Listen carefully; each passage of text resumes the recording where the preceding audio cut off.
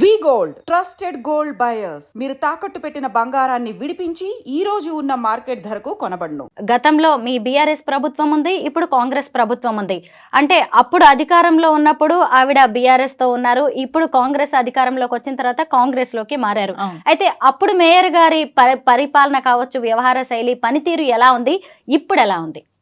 అంటే చాలా తేడా ఉందండి. అప్పుడు కూడా ఏమంత పెద్దగా వర్క్ చేసినట్టు మాకేం అనిపియలేదు. సో, వారికి ఎక్కడ కంఫర్ట్ ఉంటదో, ఎక్కడ లిబర్టీ ఉంటదో అక్కడ పోయి వాళ్ళు పని చేసుకోవడం జరిగింది. అండ్ చాలా సందర్భాల్లో మేము కూడా స్టాండింగ్ కమిటీ చేసాము. చేసిన సందర్భంలో కొన్ని ఫండ్స్ రిక్వెస్ట్ చేస్తే ఇక మా ఏమంటారు మంత్రి కేటీఆర్ గారు ఉండే వారి సహకారంతో మాకు కొన్ని నిధులొచ్చాయి. అండ్ చాలా దారుణంగా ఏంటంటే శానిటేషన్ డిపార్ట్మెంట్ చాలా దారుణంగా ఉంటుంది.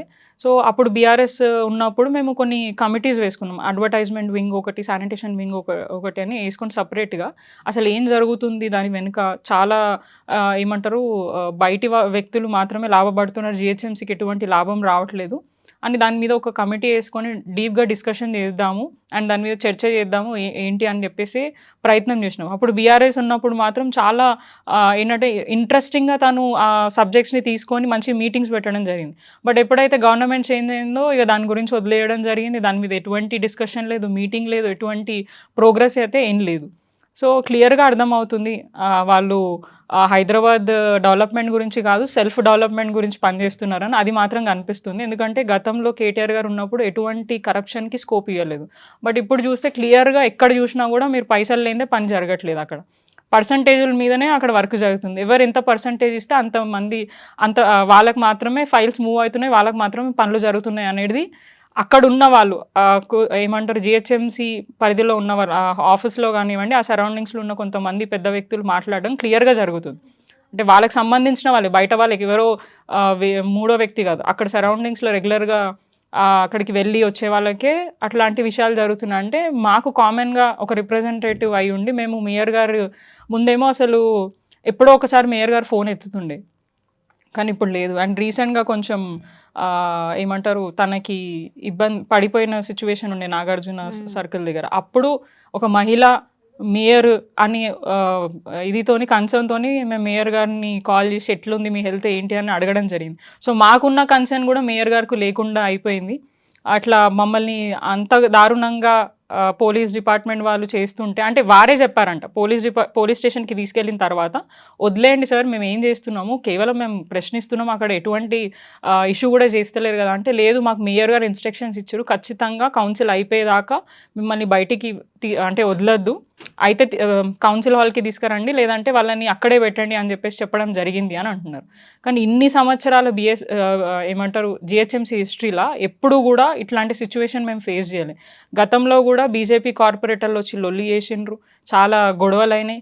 కానీ ఇట్లా మార్షల్స్ని పెట్టి ఇంతమంది పోలీసు వాళ్ళని డిప్లాయ్ చేసి దౌర్జన్యంగా అంటే ఒక కంప్లీట్గా ఒక పార్టీ కార్పొరేటర్లను తీసుకుపోయి పోలీస్ స్టేషన్లో పెట్టడం అనేది మేయర్ గారికి సాధ్యమైందనే చెప్పొచ్చు. కానీ పనితీరు మాత్రం అప్పటికి ఇప్పటికి చాలా తేడా ఉంది. అప్పుడేమో కంప్లీట్గా కేటీఆర్ గారు ఇంట్రెస్ట్ తోటి అసలు ఏం జరుగుతుంది, ఎటువంటి వర్క్స్ జరుగుతుంది, ఇంకా హైదరాబాద్ నగరాన్ని ఎట్లా అభివృద్ధి చేయాలని కానీ నిరంతరం రివ్యూ మీటింగ్స్ పెడుతూ అధికారులతో కానివ్వండి, మేయర్ గారితో కానివ్వండి, నిరంతరం ఏదో ఒక యాక్టివిటీ జరుగుతుండే. కానీ ఇప్పుడు 1 year నుంచి ఎటువంటి యాక్టివిటీ లేదు.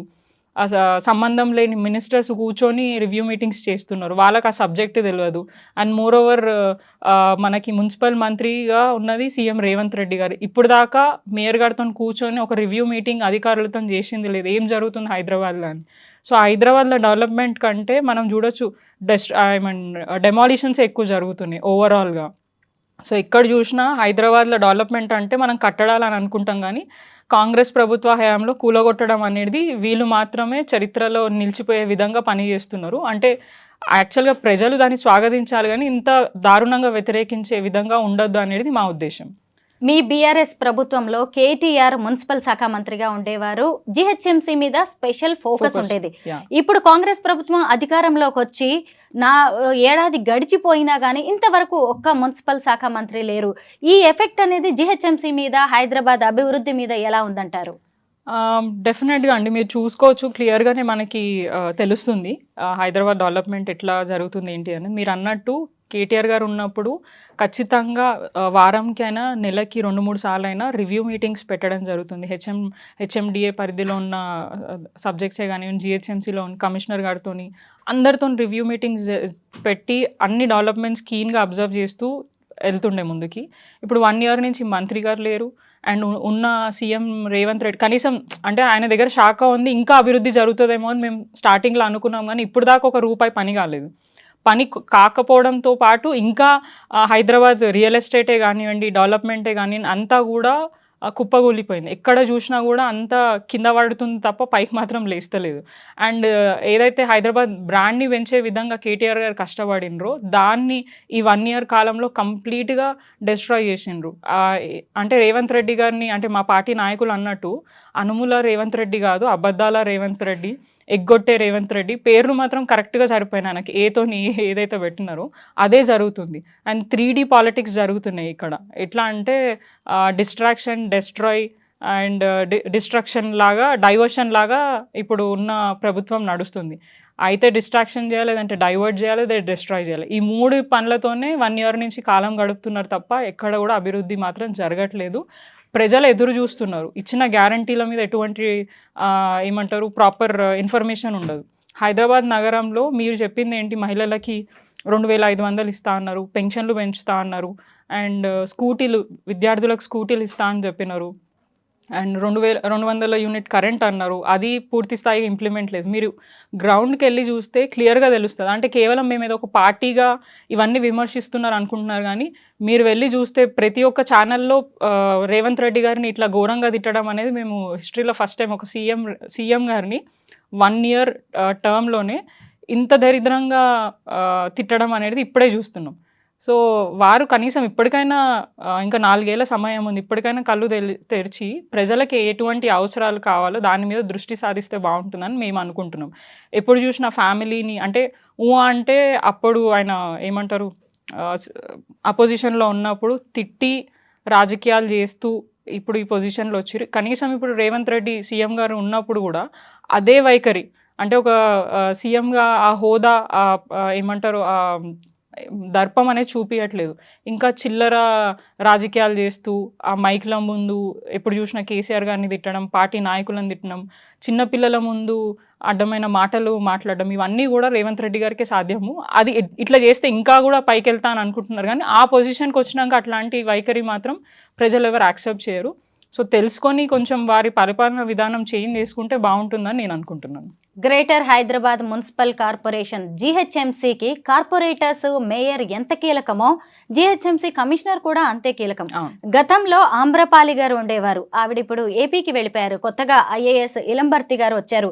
ఆయన హైదరాబాద్ అభివృద్ధికి అలాగే మీ కార్పొరేటర్స్ కి ఎలా సపోర్ట్ చేస్తున్నారు? అంటే గతంలో చాలా మంది కమిషనర్స్ వచ్చారు, చాలా మంది చాలా చక్కగా జిహెచ్ఎంసీ పరిధిలో ఉన్న ఇష్యూస్ అన్నింటినీ కూడా కీన్గా మార్నింగ్ ఇన్స్పెక్షన్సే కానివ్వండి, ఎక్కడైతే సమస్యలు ఉన్నా అక్కడికి వచ్చి చూడడం అట్లా అన్నీ కూడా జరిగినాయి. బట్ ఇప్పుడు మీరు అన్నట్టు ఆమ్రపల్లి గారు ఉన్నప్పుడు కూడా వారు ఇన్స్పెక్షన్ చేసి మార్నింగ్ టైమ్స్లలో ఏం జరుగుతుంది ఏంటిది అనేది కూడా హైదరాబాద్ నగరంలో నార్మల్గా కమిషనర్గా ఎట్లా పనిచేయాలనేది కూడా చేయడం జరిగింది. బట్ ఇప్పుడు ఇలంబర్తి గారు వచ్చిన తర్వాత ఏదో ఎలక్షన్ వచ్చిందని చెప్పి వేరే స్టేట్కి పోయినారు. అక్కడ వాళ్ళ డ్యూటీలు కంప్లీట్ చేసుకొని వచ్చిన తర్వాత అయినా పనులు చేస్తారా అంటే మాకు అందుబాటులో లేకుండా పోయినాయి. ఎప్పుడు ఫోన్ చేసి సార్ని కలుద్దామంటే phones first of all answer చేయరు. కమిషనర్ గారు ఆఫీస్కి ఫోన్ చేస్తే ఆ పేషీలో ఫోన్లు ఎత్తారు. సరే తెలిసిన చుట్టుపక్కల ఎత్తితే సారీ మేడం సార్ అవైలబుల్ లేరు అని చెప్పేసి చెప్తారు. ఎప్పుడు అక్కడికి వెళ్ళినా కూడా యాక్చువల్గా అయితే some 3 to 4 4 to 5 visiting hours మనం న్యాచురల్గా కమిషనర్ గారిని కలవచ్చు. బట్ ఆ టైమింగ్స్లో వెళ్ళినా కూడా కమిషనర్ గారు లేరు. ఈ వారు వచ్చిన 6 months నుంచి ఇప్పుడు దాకా మేము డైరెక్ట్గా కమిషనర్ గారిని కలిసి మా ఇష్యూస్ని చెప్పే అవకాశం కూడా మాకు దొరకలే. రీసెంట్గా మా హైదరాబాద్ సంబంధించిన జిహెచ్ఎంసీ పరిధిలో ఉన్న ఎమ్మెల్యేస్తో కలిసి కమిషనర్ గారిని కలవడం జరిగింది. అండ్ మా ఇష్యూస్ని అన్నిటిని కూడా చెప్తే వారు ఒకరోజు రండి వచ్చి మీకున్న ఇష్యూస్ని ఏమేమి ఉన్నాయో ఇవ్వండి అని చెప్పడం జరిగింది. బట్ ఓవరాల్గా మాకైతే మేము సాటిస్ఫై లేము. అండ్ అక్కడున్న ఆఫీసర్స్ కూడా కమిషనర్ చాలా డిఫరెంట్ ఉన్నాడు. అండ్ ఫస్ట్ టైం కమిషనర్ గారి ఆఫీస్ దగ్గర పోలీస్ వాళ్ళు అంతమంది ఉండడం చూస్తున్నాం. ఇంతమంది కమిషనర్లు మారిన కానీ ఎప్పుడు కూడా అంతమంది పోలీసులు కమిషనర్ ఆఫీస్ ముందు అంటే మన జిహెచ్ఎంసీ కమిషనర్ గారి ఆఫీస్ ముందు ఉండడం ఎప్పుడు చూడలే. బట్ ఫస్ట్ టైం ఇలంబర్తి గారు ఉన్నప్పటి నుంచి మేము చూస్తున్నాం. మొత్తం మేము అదే షాక్ అవుతున్నాం. అదే మేము రిప్రజెంటేషన్ చేయడానికి వచ్చినాం, లొల్లి చేయడానికి రాలే. మరి ఇంతమంది ఇలా మేము సార్ రూమ్ దగ్గరికి వెళ్తూనే పోలీస్ వాళ్ళందరూ మా చుట్టూ, ఎందుకు ఇష్యూ చేయడానికి రాలేదు? అంతా కూడా ఫ్రీడమ్ లేదా? ఒక కార్పొరేటర్ వచ్చి కమిషనర్ గారిని కలిసి ఒక రిప్రజెంటేషన్ ఇచ్చే అవకాశం కూడా లేకుండా పోయిందా? అంటే ఏం జరుగుతుంది ఆ సరౌండింగ్స్లో కూడా మాకు అర్థమయ్యే పరిస్థితి లేదు. చాలామంది కాంట్రాక్టర్స్ వచ్చి మా దగ్గర మొత్తుకుంటున్నారు. గతంలో కమిషనర్స్ ఉన్నప్పుడు మేము బిల్స్ గురించి అడిగితే సరే బడ్జెట్ ఎప్పుడు రిలీజ్ అయితే అప్పుడు మాకు ఇచ్చే అవకాశం ఉండే, కానీ ఇప్పుడు కనీసం ఏమంటారు లోన్స్ కూడా మాకు ఇప్పించే పరిస్థితి లేకుండా ఉండే. ఆమె ఆమ్రపాలి గారు ఉన్నప్పుడు కనీసం బ్యాంక్ నుంచి మాకు లోన్స్ ఇప్పిస్తుండే, అట్లా మేము పని చేసుకునే పరిస్థితి ఉండే. కానీ ఇప్పుడు ఆ పరిస్థితి కూడా లేకుండా అయిపోయింది. అండ్ 21, 22 బిల్స్ రిలీజ్ చేయలేదు. సమ్ 23, 24 బిల్స్ మాత్రమే ఇవ్వాలి అని అనుకుంటున్నారు. మరి ఆ బిల్స్ ఏం చేస్తారు? ఎగ్గొట్టే ప్రయత్నం చేస్తున్నారు అని కాంట్రాక్టర్స్ వచ్చి మా దగ్గర మొత్తుకునే ప్రయత్నం చేస్తున్నారు. అండ్ వారందరికీ కూడా మేము బీఆర్ఎస్ ఖచ్చితంగా అండగా ఉండి వారికి సపోర్ట్ చేస్తాము. ఎక్కడ కూడా ఇప్పుడు మీరు చూడవచ్చు, ఇందాకనే మీరు చెప్పారు ఇది బడ్జెట్ గురించి. గతంలో 8,437 బడ్జెట్ ఉండే, ఇప్పుడు 8,440. ఎంత డిఫరెన్స్ లేదు, జస్ట్ 3 కోట్లు మాత్రమే పెరిగింది. ఆ 3 కోట్లు మీరు చూసుకుంటే అవసరమైన ఏ శాఖకు కూడా ప్రాపర్గా మనము బడ్జెట్ అలాట్ చేయాలి. మనకి మేజర్గా ఇప్పుడు వచ్చేది సమ్మర్, అండ్ మనకి చాలా వాటర్ ఇష్యూస్ ఉంటాయి. సమ్మర్ యాక్షన్ ప్లాన్లో భాగంగా మనము పవర్ బోర్డ్స్ కానివ్వండి, హ్యాండ్ బోర్డ్స్, సివరేజ్ సిస్టమ్కి చాలా ప్రాబ్లం ఉంటాయి. సో దాని మీద మెయింటెనెన్స్కి బడ్జెట్ ఇంకెక్కువ ఉండాలి. కానీ అక్కడ చూసుకుంటే లాస్ట్ టైం ఏమో 107 crores, ఇప్పుడేమో 108, 1 కోటి మాత్రమే పెరిగింది. సో చూసుకుంటా పోతే ఒక్కొక్కటి మనం దాన్ని ఏ శాఖకి ఎంత వచ్చిందని చూసుకుంటా పోతే చాలా తక్కువ బడ్జెట్ అలాట్ చేసారు. అండ్ వీళ్ళకి కాంట్రాక్టర్స్ కూడా ఎక్కడ కూడా బిల్స్ గురించి ఇస్తాము, పలానా టైం వరకు ఇస్తామని చెప్పేసి ఎక్కడ కూడా చెప్పడం జరగలేదు. సో వాళ్ళు ఎట్లా పనిచేస్తారు? ఇట్లాగే మనం కాంట్రాక్టర్స్కి ఇన్ కేస్ టైంకి బిల్లులు ఇవ్వకపోతే, ఒకప్పుడు కాంట్రాక్టర్లు పని చేయకపోతే వాళ్ళకి మనం బ్లాక్ లిస్ట్ చేసే పరిస్థితి ఉండే. కానీ రేపటి రోజున ఇట్లనే బిల్లులు ఇవ్వకుండా వాళ్ళని ఇబ్బంది పెడితే బ్లాక్ లిస్టులు కాంట్రాక్టర్లు మనం చేసే జిహెచ్ఎంసీని చేసే పరిస్థితి వస్తుంది అనేది మా ఉద్దేశం. కనీసం ఇప్పటికైనా వాళ్ళ ఇష్యూస్ ఏమున్నాయో కూర్చొని మాట్లాడి వాటిని అన్నిటిని కూడా సాల్వ్ చేయాలని మేము కమిషనర్ గారిని కోరుతున్నాం. అండ్ కమిషనర్ గారు కూడా వారి వైఖరి కొంచెం మార్చుకోవాలి. ఎక్కడైనా సమస్యలు ఉన్న దగ్గర మార్నింగ్ వాక్స్ కానివ్వండి, ఎక్కడికైనా ఇష్యూస్ ఉంటే వచ్చి చూడాలని చెప్పేసి, అండ్ అందుబాటులో ఉండాలి. మేము ఫోన్స్ చేస్తే రెస్పాండ్ కావాలి. మేము యాక్చువల్గా కిందున్న ఆఫీసర్స్ ఫోన్స్ ఎత్తట్లేదని వారి దగ్గర పోయి కంప్లైంట్ చేసుకుంటే వారే మా ఫోన్స్ రెస్పాండ్ కాకపోతే ఇంకెవరికి చెప్పాలి? అక్కడ మేయర్ ఎత్తరు, అండ్ మున్సిపల్ మంత్రి గారు లేరు, సీఎం రేవంత్ రెడ్డి గారే కాబట్టి ఆయన మాకు అందుబాటులో ఉన్నారు, ఆయన రెస్పాండ్ కాదు. మరి ఎవరికి చెప్పుకోవాలి? అంటే అసలు పరిపాలన అడ్మినిస్ట్రేషన్ సరిగా లేదు, చెప్పుకునే నాదుడే లేకుండా పోయింది. సో చాలా ఘోరంగా ఉంది. 1 year నుంచి ఏమంటారు జిహెచ్ఎంసీ పరిధిలో కేవలం జిహెచ్ఎంసీ అన్నది ఓవరాల్ తెలంగాణలో పరిస్థితి అదే ఉంది. అన్ని వర్గాల వాళ్ళు, అన్ని సంబంధించిన ప్రజలందరూ కూడా చాలా బాధతో ఉన్నారు. అనవసరంగా ఈ కాంగ్రెస్ పార్టీకి ఓటేసి గెలిపించుకొని ఇప్పుడు మా చెప్పుతో మేము కొట్టుకునే పరిస్థితి వచ్చిందని చాలామంది ప్రజలు మాట్లాడుతున్నారు. ఇప్పటిదాకా కూడా కేసీఆర్ గారు ఒక మాట మాట్లాడలేదు ప్రభుత్వం గురించి. అప్పుడేమో ప్రభుత్వం వచ్చిన తర్వాత మేము ఏదో విమర్శిస్తుంటే, మేము వచ్చి ఏడాది కాలేదు, 6 నెలలు కూడా కాలేదు, మా మీద ఇట్లా మాట్లాడుతున్నారు అని అన్నారు. కేసీఆర్ గారు 1 year టైం ఇచ్చినారు. ఇప్పుడు దాకా వారు కూడా ఎటువంటి ప్రభుత్వం మీద ఎటువంటి విమర్శన చేయలేదు. కానీ ఎప్పుడు చూసినా విమర్శిస్తూ ఉంటారు రేవంత్ రెడ్డి గారు, కేసీఆర్ రావాలా? అరే మేము అడిగిన దానికే నీకు సమాధానం లేదు. కేసీఆర్ గారు వచ్చి అడిగితే నువ్వు ఏం సమాధానం చెప్తావు? తెల్ల ముఖం వేసుకొనే కదా నువ్వు ఉంటావు. వారు అడిగే ప్రశ్నలే మేము అడుగుతున్నాం, మేము అడిగిన ప్రశ్నలే వారు కూడా అడుగుతారు రేపటి రోజున, ఇంకా గట్టిగా అడుగుతారు. అడిగిన దానికే నువ్వు సమాధానం ఇచ్చే దమ్ము లేదు. కానీ ఎప్పుడు చూసినా కేసీఆర్ గారు రావాలి రావాలి అని అంటున్నారు. ఖచ్చితంగా వచ్చిన రోజు మాత్రం వారు మొన్న అన్నట్టు కొడితే గట్టిగా కొడతారు. కానీ